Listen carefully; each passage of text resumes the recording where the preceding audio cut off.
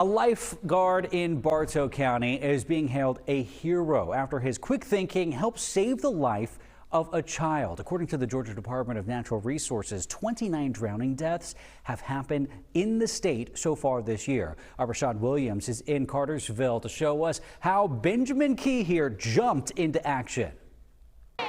The lifeguards here at Splashville Water Park hope that they never have to use their training. But for Ben Key, he noticed a situation late last month that caught his attention, and it was his swift action that saved the life of a child. If you hear kids playing and the water flowing, that means you've made it to the newest place to cool off in Bartow County. Where are we right now? We're at Splashville in Cartersville. It's a new water park. It just opened up this summer, and it's been like this pretty much every weekend at least.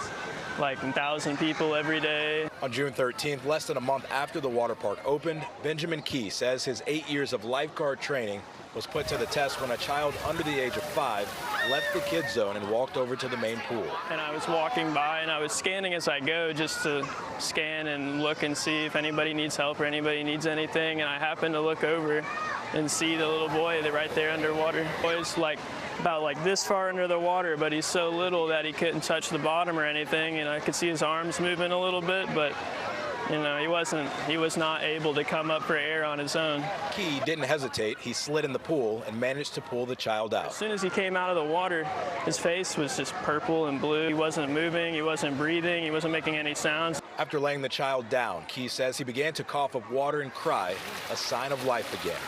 We're told the child was with his grandmother, who was nearby, and didn't notice the child had run off. So kids are very quick around the water, and they gravitate to the water very quickly. Ivy Whitmore co-owns Surfs Up ISR, where she teaches swim lessons to kids 6 and under. She says it only takes a few seconds for a child to disappear, so it's important to keep kids at arm's length. The leading cause of death of children 1 through 4 is drownings. So it's a very common thing, which most people don't know that until it happens too close to home. Ben, can you come here? There's a code Adam. Okay, I'll be right there in a second. Key says he shows up to work hoping he never has to use his training. Hey, wait until they get out of the way, please. Thank you.